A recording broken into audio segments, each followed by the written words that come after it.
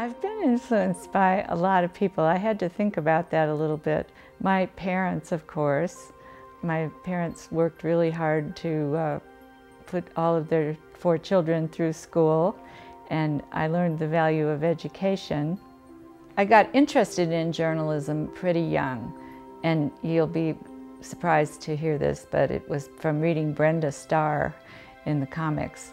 I love to read, and my mother told me that I started reading the comics when I was very young, before I even went to school. But Brenda Starr was always having a glamorous life and doing all these stories about people who were doing bad things, and I thought that might be an interesting thing to look into.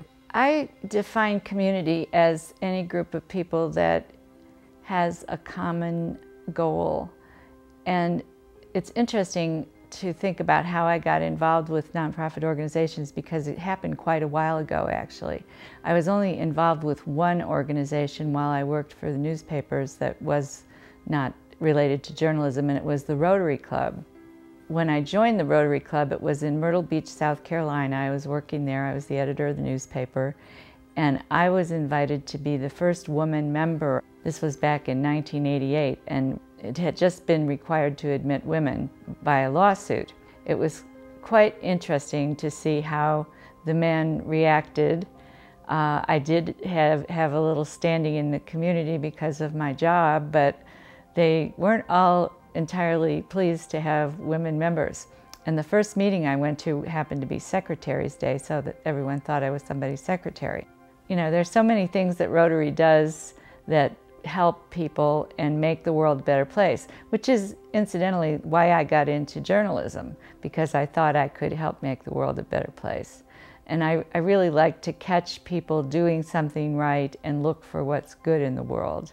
And that's why all the organizations that I work with were on my list. I serve on 7 boards of directors for 7 organizations. I generally work with the organizations on communication or marketing, because it relates somewhat to what I've done for a living. But I also like to get involved in other areas, putting on parties or evaluating plans for a new building. Some of the organizations that I work with, like Historic Boulder and the Boulder History Museum, were very involved in the sesquicentennial this year of Boulder, and you know, it was just really neat to go back and look at old pictures and old issues, and how many issues are the same now that they were 100 years ago, or maybe even more than that. So it's just a challenge. I just like to learn new things all the time, and so I'm finding this quite an education to learn how to function as a nonprofit board, particularly in this economy, which has been difficult for all the boards. My core philosophy is hard to pin down, because it has to do with the golden rule and doing unto others. It has to do with trying new things to see what happens. And a lot of that I owe to my late husband, who his kind of rule was, if you don't try it, you'll never know what would have happened.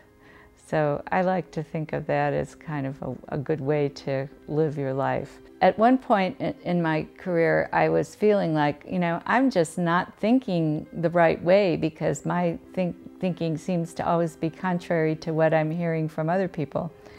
And I really had a long talk with an editor that I worked for, who was kind of a mentor to me. And he suggested that maybe I should just not try to fit in, that I should realize that my point of view was legitimate, and that as a woman, I might not be speaking up and trusting my gut enough.